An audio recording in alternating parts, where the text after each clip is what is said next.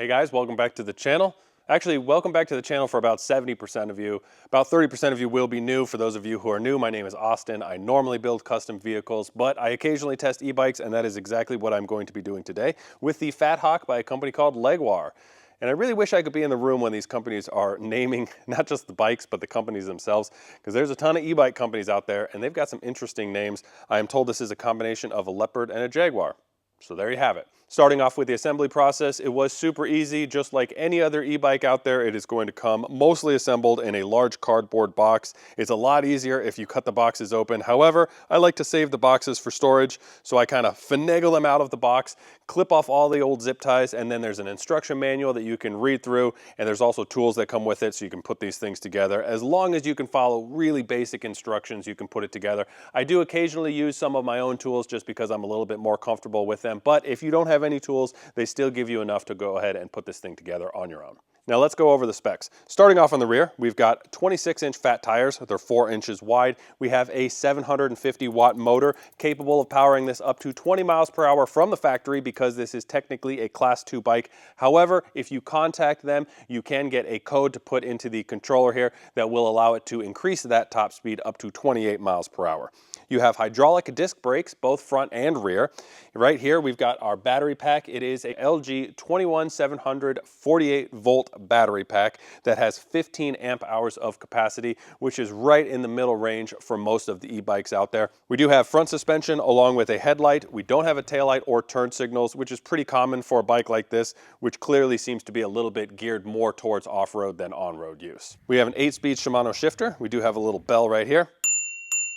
And we've got our controller. All in all, I think it's a really good looking bike. It is a step-through bike, which makes it a lot easier for people of different sizes to ride. I am 5'10", but this thing is rated for people anywhere from 5'3" up to 6'5". I have no reason to believe that it wouldn't work for anybody at those sizes. Now, the stated range on this bike is 52 miles on a full charge, and that makes sense to me. You have a 15 amp hour battery, which is right in the middle, a 750 watt motor, again, right in the middle. What's going to hurt your mileage is the fact that you have 26 by 4-inch fat tires. And if you've ever pedaled a fat tire bike with no pedal assist, they take a tremendous amount of energy to get you moving down the road. The benefit, they're awesome off-road. Downside, they don't go quite as far. Let's jump into the controller right now before we take this thing out on our road test. So our display and our switches are all tied into one unit here. We also have a button on the top, a button on the bottom, and then we have a USB-C charger right here. The power button is on the top. We'll go ahead and turn that on just to get the display up and running. And then you see we are currently in pedal assist 0. You do plus or minus to go up to 6 and then all the way back down. If you are in 0, you see a little image of a foot right there.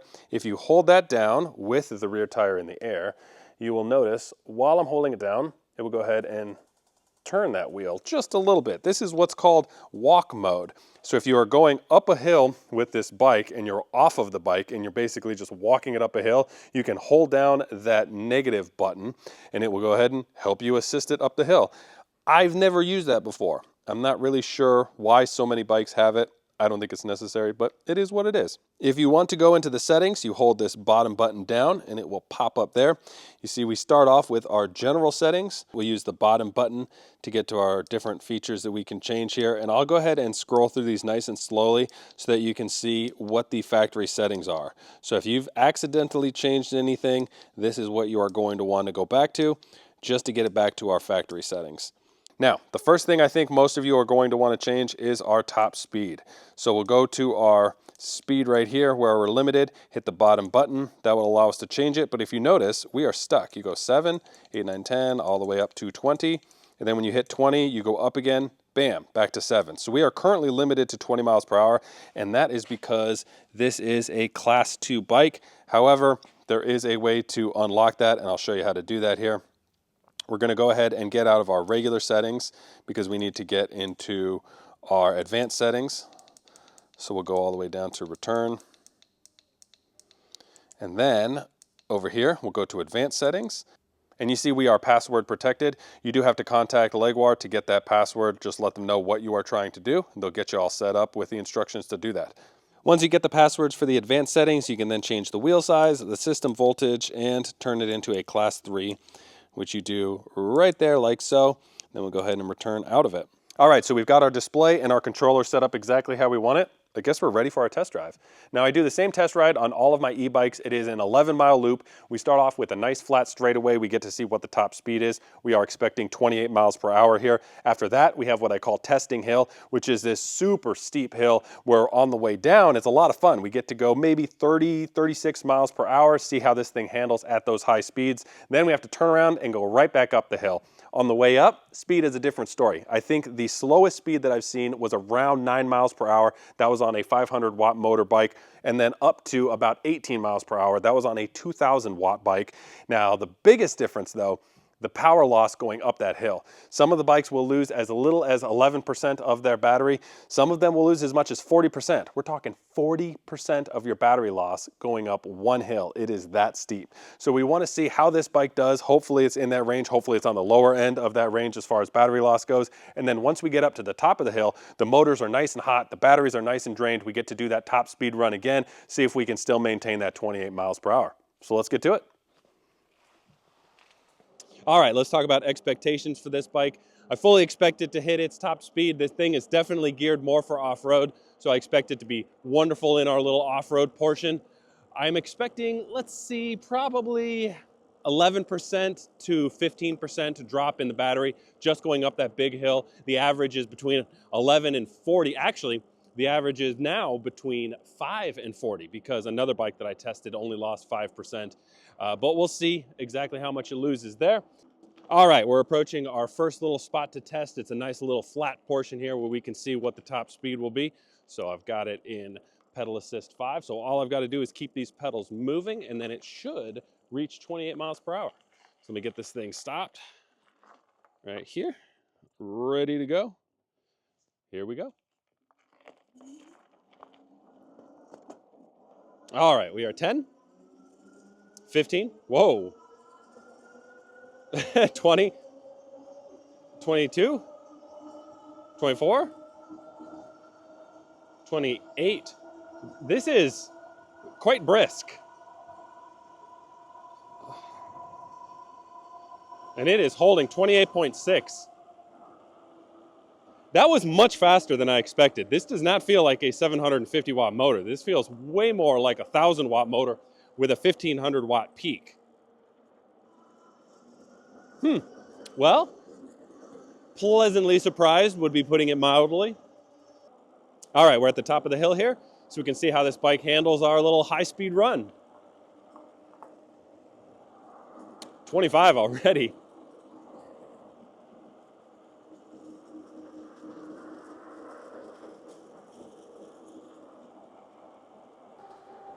$32. Whoa, this thing can move. Super stable. 35. 36. Well, this bike must not have a lot of rolling resistance because we were doing 36 down that hill, and that matches the top speed of the highest bike I've tested. Now let's get turned around and go back up the hill. All right, we are at the bottom of the hill. We are at 88% battery. Remember, I have to keep pedaling just enough for the cadence sensor to pick that up so that I can use our full power of our motor. And we should expect to drop down to about 14 miles per hour on the steepest point and lose somewhere between 5 and 40% of our battery. So let's see where we go. Already, it's holding a much higher speed than expected. We are at 20 miles per hour. Usually it's right up here where we drop down to about 14. We're at 16, 15. Ooh, will it hold it? 14. And that's going to be it. All right, so we bottomed out at 14 miles per hour. That is exactly what you would expect out of a 750 watt motor on a bike like this. We've got one more incline at the top here. And then once we get to the top, we'll go ahead and hit our next straightaway, see if we can maintain our same top speed. Once in a while, the top speed is a little bit lower there because the batteries are drained and the motors are hot, but we'll find out. We've only lost 4% of our battery so far. All right, we are at the top of the hill. That top portion, we bottomed out at 18 miles per hour. Let's see if we still got our top speed. 23. 25. 27. Did we get it? Do we have it? 27.8, 28.2. There it is. Wow. Still got it. All right, taking a look at our battery, we are at 82%, so we lost 6% on the hill, which means this is now the second most efficient bike. And it really shouldn't be much of a contest because the most efficient bike was a hardtail, which this is, but it was a skinny tire bike, so much less rolling resistance. Actually, to talk about the rolling resistance, let's go ahead and turn our pedal assist off, come to a stop. We'll see how this thing does as just a regular old pedal bike. Let's say we run out of battery and you've got to get yourself home. Oh my gosh, this is so slow. I can't believe this is how fast I used to ride my bike around. This is crazy. Oh my gosh. There's definitely a huge difference between the fat tires and the skinny tires. Fat tire bikes are just, man, they're just hard to pedal. So we are at 8 miles per hour and it is burning the old thighs. All right, let's get this pedal assist up. There we go. Ooh, this is pedal assist 1, and it's boogieing right to 15. Pedal assist 2, we are at 16. Pedal assist 3, 19. Oh, there's 20. Pedal assist 4, 24.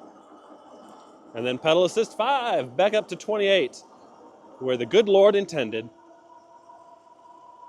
Wow, this thing can move. The acceleration on this bike is quite good.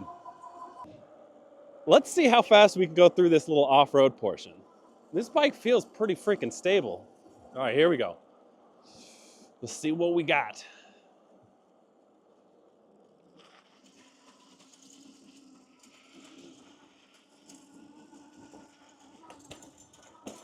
Oh, this is nice.